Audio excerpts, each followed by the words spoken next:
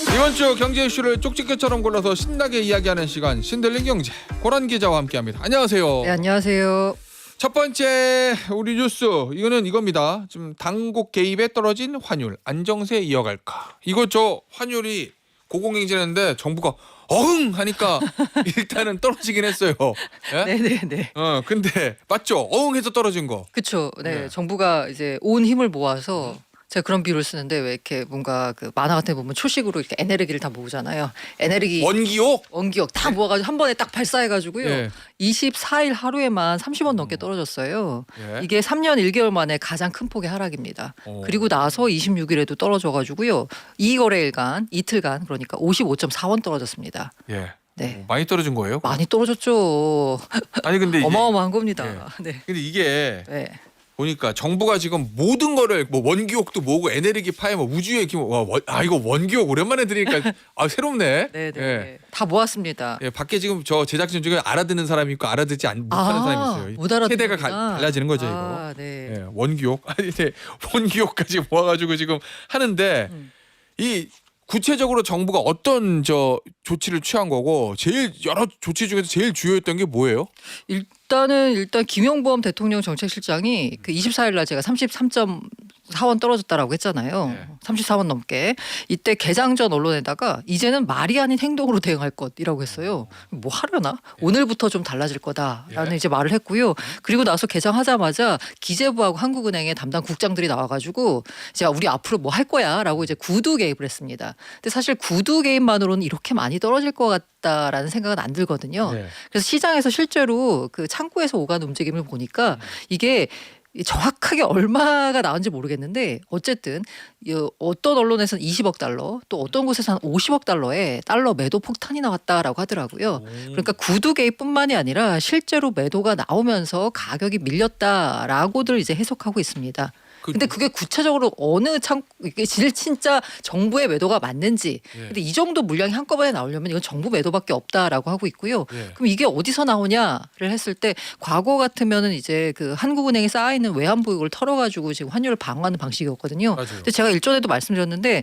환율이 이렇게 오른데도 외환보유가 줄지를 않았어요. 그렇다는 얘기는 외환보유를 쓰지 않았다는 거거든요. 시장에서 생각하고 있는 건 국민연금이 실제로 그다음에 이제 국민연금이 전략적 환해질을 한다라고 얘기가 나왔거든요. 예. 그래서 아마 국민연금이 환해질 한 거 아닌가라고들 분석하고 있는데 정확하게 어딘지는 모릅니다. 이게 다 추정할 뿐이죠. 추정. 근데 원래 국민연금을 가지고 환율을 방어하는 거에 대한 찬반 논쟁들이 있었잖아요. 예, 국민연금이 환율 방어는 아니고요. 환율 환해질을 합니다. 그게 뭐냐면 평균 이게 그 공식이 있어요. 평균 뭐 3개월 환율에서 뭐 벌어지게 되면 그 평균값이 뭐 벌어지게 되면 환율을 뭐 이렇게 매도를 한다 뭐 이런 게 약간 공식이 있거든요. 예? 그런데 지금 환율 수준 보자면 이게 공식에 따른 게 아니라 더 공식보다 더 넘는 환율이 나왔거든요. 이게 뭐냐면 이 전략적 환해질을 이제 상시적으로 한다는 얘기는 뭐냐면 국민연금 판단하기에 만약에 환율이 너무 지나치게 높은 수준이다라고 하면 앞서 제가 말씀드린 공식 있잖아요. 몇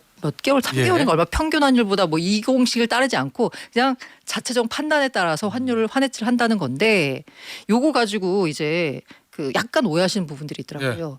국민연금이 환해질 한다고 하니까 달러를 파는 거잖아요. 그러니까 야 외화 자산을 팔았다라고 보시는 분들이 있는데요. 그건 아니다. 그건 아니고 선물한 매도를 통해서 환해지에 들어갔다라고 보시면 됩니다. 그 구두 개입하면서 여러 가지 이제 앞으로 뭐뭐뭐 할 거야 정책을 막 내놨잖아요. 네. 그 중에서 역시 우리 생활하고 제일 밀접한 건 요거 서학개미에 관한 데고 네. 저 혜택을 줘서 서학개미를 돌아오게 하겠다 뭐 이런 거 있었잖아요. 네. 양도세 면제. 맞아요. 요 내용하고 그래 결국 그게 효과가 있는 건지 그 평가 좀 해주세요. 일단 이 서학개미 유턴형 국내 시장 복귀 계좌 RIA 예. 리쇼어링 인베스트먼트 어카운트인데 리쇼어링 다시 돌아오라고 이러는 거거든요. 서학개미여 돌아오라 계좌 이렇게 뭐 표현을 하고 있는데 사실 일전에 기억나실지 모르겠는데 그 기재부에서 나왔다고 하는 찌라시가 돌았어요. 서학개미 투자자에 대해서 양도세를 중과하겠다 뭐 이런 대책을 담았다라고 해서 되게 막 흥분했었거든요. 이게 뭐냐면 어쨌든 이게 서학개미 탓이냐 지금 고공 환율이 서학개미만의 탓은 아니지만 급증했기 때문에 기여한 부분이 있습니다. 그 높은 환율에요.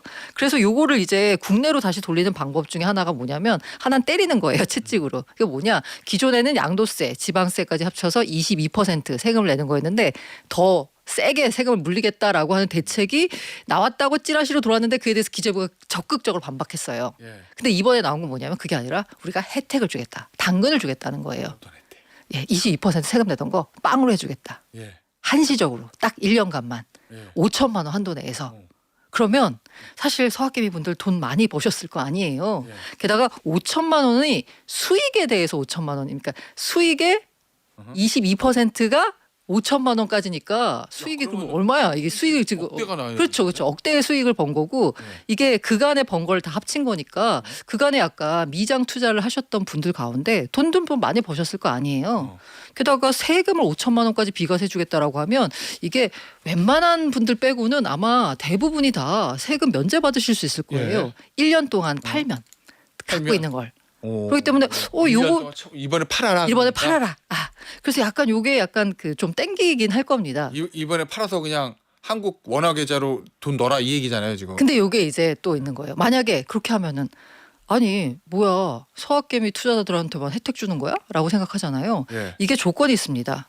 그게 그 기재부가 요 서학개미 유통용 이 복귀 계좌 요걸 발표할 때 제목이 뭐냐면 국내 투자 가운데점 외환 안정 대책이에요. 예. 그러니까 외환 안정만 하겠다는 게 아니에요. 국내 투자도 활성화하겠다는 거예요. 그러니까 요거를 팔아가지고 세금 낼래 아니면 그동안 팔아가지고 저 국내 주식 살래 요거네. 맞아요. 국내 주식을 사야 돼요. 그죠. 네.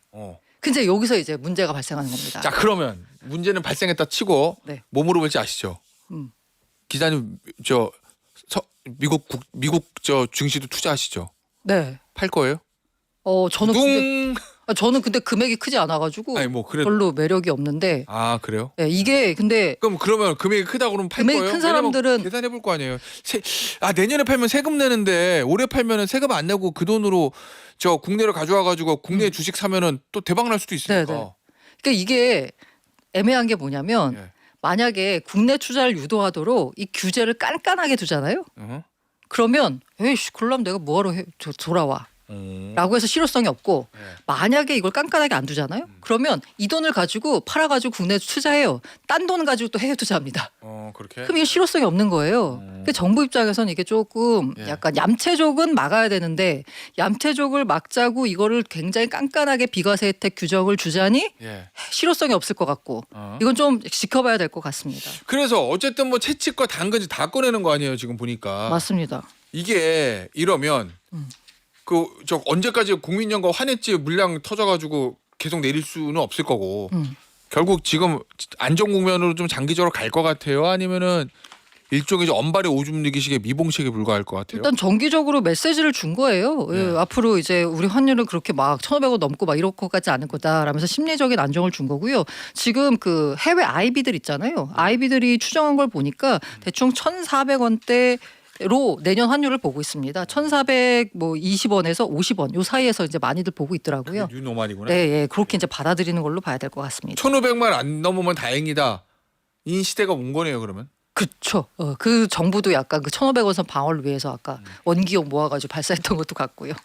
코스피는 어떻습니까? 코스피요 좋아요. 제가 이거 봤는데 어쨌든 근데 아까 그 말한 그 돌아오라 이게 성공하려면 사실 국내 증시가 좋아야 되거든요. 그러면 저 굳이 뭐 세금 많이 내고 미국 증시 안 하죠. 네 맞아요. 근데 올해만 놓고 보자면 사실 국내 증시 했었어야 되고요. 코스피 75% 올랐고요. S&P 500 13% 올랐으니까. 그래서 이제 내년 어떨까를 봤더니 이제 그 실적 추정 기관이 3곳 이상인 상장사 254곳. 그러니까 대형주들 보면은 내년 영업이익 전망치가 406조예요. 이게 3개월 전보다 23% 늘었습니다. 그러니까 증권사들이 네. 전망하는 실적은 내년에 좋을 거다라는 거예요. 실적이 좋으면 당연히 주가도 좋을 확률이 크잖아요. 그렇죠. 그래서 이제 주가도 좋을 것 같다라는 거고요. 이제 대표적으로 보자면 삼성전자. 얼마 전에 노무라가 목표 주가를 발표했는데 16만 원. 오 많이 높게. 야 8만 전자 하던 때가 엊그제인데 16만 잡았어요. 15만 원에서 16만 원을 올렸어요. SK 하이닉스 88만 원. 오. 네. 그러니까 앞으로도 좋을 거라는 거죠. 예. 네. 그래서 이제 기대감을 갖게 하는 요인인데 앞서 말씀드린 대로 이걸 전략을 잘 짜야 됩니다. 너무 빡빡하게 하면 안 돌아올 거고 예. 그렇다고 또 느슨하게 하면은 이 얌체족들만 양산할 거고. 알겠습니다. 자 오늘 고란 기자가 들고 온 두 번째 뉴스 쿠팡의 셀프 면죄부 주가 안정 노렸나 요건데 네. 26일인가요? 크리스마스 다음 날 음. 미국 증시에 상장되는 쿠팡 주가가 많이 올랐어요? 6%? 네, 맞아요. 장중에는 10%까지 올랐습니다. 아니 근데 이거 왜 사고 났잖아요. 네. 원래 사고 나면 계속 주가가 떨어져야 되는 거잖아요. 네. 왜 올랐대요? 이게 이날 셀프 조사 결과 발표했잖아요. 26일 날. 그 중국인 중국 가서 조사했다는 그 셀프 조사. 약간 좀 웃기긴 한데 어쨌든 간에 조금 연관이 있다라고 하는 게 이게 이제 미국 언론에서 요 사태를 어떻게 보자면 셀프 조사에 대해서 우리는 뭐 하는 짓이야라는 약간 이런 느낌이 살짝 있었잖아요. 예. 근데 뭐 CNBC나 인베스팅닷컴 대 보도된 내용을 보자면 쿠팡 발표를 인용해서 정보 유출 규모가 제한적이며 3.0밖에 안 된다고 했잖아요. 소비자 신뢰가 회복되고 있다라는 뉘앙스로 보도를 한 거예요. 그러니까 미국 투자자들이 보기에 한국 정부의 비판적인 시각이 우리가 갖고 있는 거고요. 요것과는 달리 미국 투자자들은 어떻게 인식했냐면 회사가 사태를 통제하고 있다라는 신호로 받아들였다라고 합니다. 이게 아마 주가에 영향을 미친 것 같다. 강에다 버린 노트북 찾고 이러니까. 네네네. 이게 대표적인 게 뭐냐면 이거 왜 그렇게 했는지를 잘 모르겠어요. 그런데 어쨌든 간에 나타난 내용을 보자면 이 셀프 조사 결과를 발표했잖아요. 근데 발표한 게 한글본이 있고 영문본이 있어요. 근데 영문본하고 한글본하고 살짝 다릅니다. 이제 그래요? 네, 1375자 분량의 한글 입장문이에요. 여기 보시면 나와 있는데 불필요한 불안감이 조성됐다라고 했어요. 근데 이거를 잘못된 불안감이라고 그랬어요. 이게 다르죠. 예. 불필요한 불안감과 잘못된 불안감. 잘못된 불안감은 잘못된 정보 때문에 예. 불안해하지 않아도 되는데 불안해한다라는 거예요. 예. 근데 우리가 이번에 제대로 된 정보를 줬기 때문에 잘못된 불안감이 해소될 거다라는 뉘앙스죠. 정부와 만나 협력했다라는데 이건 정부가 쿠팡에 접촉해서 요청을 했다라는 식으로 사건의 주도권을 쿠팡이 쥐고 있는 듯한 모양새죠. 예. 그리고 이게요. 억울한 비판을 받았다. 이게 공무원이에요? 네, 근데 잘못된 비난을 받았다. 그러니까 여기서 나타난 게 뭐냐면 잘못된 falsely라고 해가지고 지금의 비난과 사태에 대한 해석이 모두가 정보에 대한 오해에서 비롯된 거다라고 하면서 우리가 이번에 셀프 조사 결과를 발표해서 제대로 된 정보를 줄게라는 식으로 이제 투자자들과 미국 시장에 이제 인식을 심어준 거죠. 영문본이 더 강하네요. 형용사 부사들이. 네, 맞습니다. 그렇구나. 알겠습니다. 근데 이거 결국 그러면은 지금 미국에서 지금 주주들 집단 소송도 진행 중이잖아요. 네네. 지금 미국이 딱 맞춰서 셀프 조사 결과 발표하고 영문본에 좀 더 강한 표현이 들어간 거 이게 네네. 아무래도 미국 증시에 상장돼 있으니까 주가 방어. 네. 그다음에 미국에서 진행되고 있는 주주 관련 소송들 그거에 대한 방어 측면에서 한 것도 있는 거예요? 그래서 이게 셀프 조사 결과를 발표한 게 보자면 원래 정부하고 민간이 합동할 때는 사실 언제 발표할지 그 시점에 대해서는 정부와 충분한 논의를 통해서 합니다.